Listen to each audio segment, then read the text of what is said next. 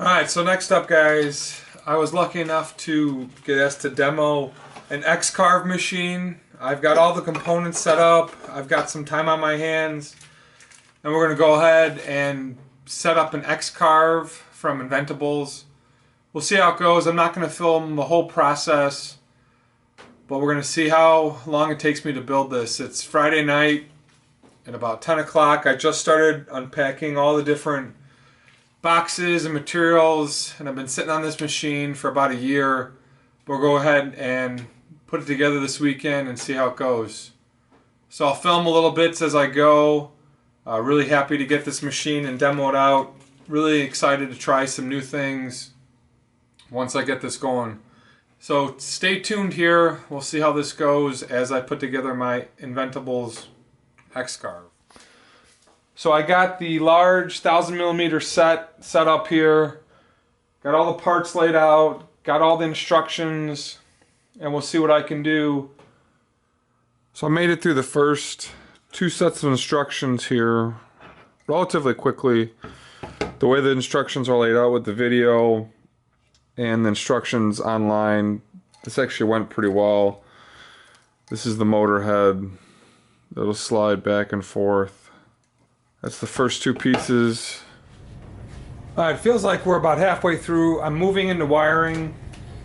The two things that I really thought was a need was definitely getting some oil when you're locking down the side pieces. So these are self-tap screws, and when you tap these, you need a little bit of oil to get them going.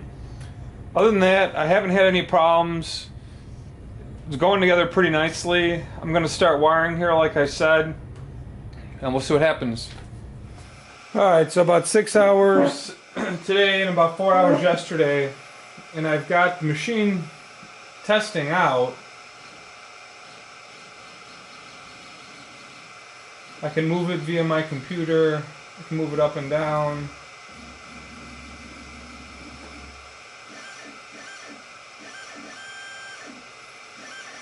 Which is pretty awesome. One of the things I was disappointed with was the instructions for the limiting switch. I don't understand how to get those to work. The wiring there is very confusing. I can't get the spindle to power on, but that's because I don't think I have the limiting switches on right. But I sent an email over to those guys. We'll see what happens. But I'm feeling pretty comfortable with what I've got set up so far.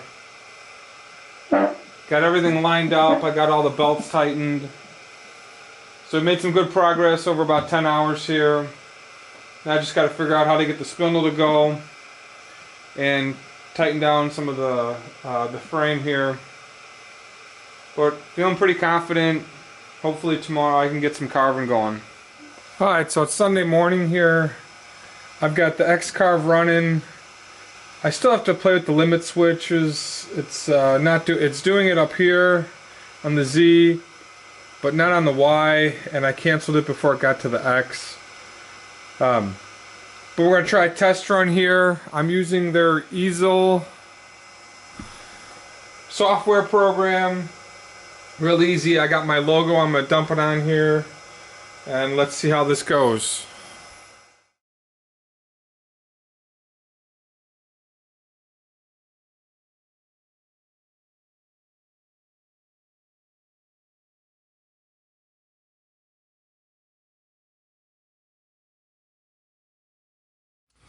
So this first carve was a little rough. Definitely the spindle's not moving fast enough, and I'm stepping it down too much. And I knew that this logo was going to be complicated because of the lettering, and I've got too big of a bit. But let's just try the center part of the logo a little bigger here, and we'll see how that goes. The piece is moving a little bit, so that's why I was holding it down. The carriage is fine, nothing's really moving up here. But the piece, I gotta figure out a better way to clamp this thing down so it doesn't shake as much. So with the second carve here, I was playing around with the software, and I didn't realize that when I hit simulate on the software, it didn't show that this was actually gonna route, because this piece is thinner than 1/8 for the bit here. So I gotta learn the machine, gotta learn how to carve in the software as well. We'll try it one more time here.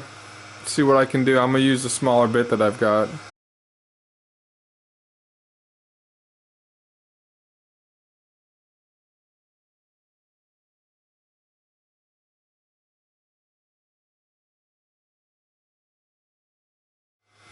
So playing with the different settings, this actually came up pretty cool. I put in a smaller bit. I inverted the image just to see what it would do, try and get an understanding of what the machine is doing, what the software is doing at the same time. So overall, really interesting machine. Setup wasn't too bad. I think the limit switches, wiring needed a little bit more explanation. Wiring to the control panel with the spindle and the x-axis and the y-axis and the z-axis into a secondary connection here. I didn't really understand that. I don't think it's working because I tried using the homing switches before and it didn't do it. So I'll move my piece off to the center here and use it versus going back and forth against the whole screen size. Definitely need to make some more clamps. Really cool that they gave you these, but you definitely need a bunch more. I have no scrap here, so I've got to get some scrap to make some more clamps. But we'll try one more logo here and see how it goes. So my battery died on the camera as I was doing this last run. But pretty happy with the results. Just need to figure out the machine, the software, a lot of playing around over the next couple weeks. And then we'll start dropping some guitar bodies on here and doing some crazy stuff. So thanks for watching, guys. We'll see you in the next vid.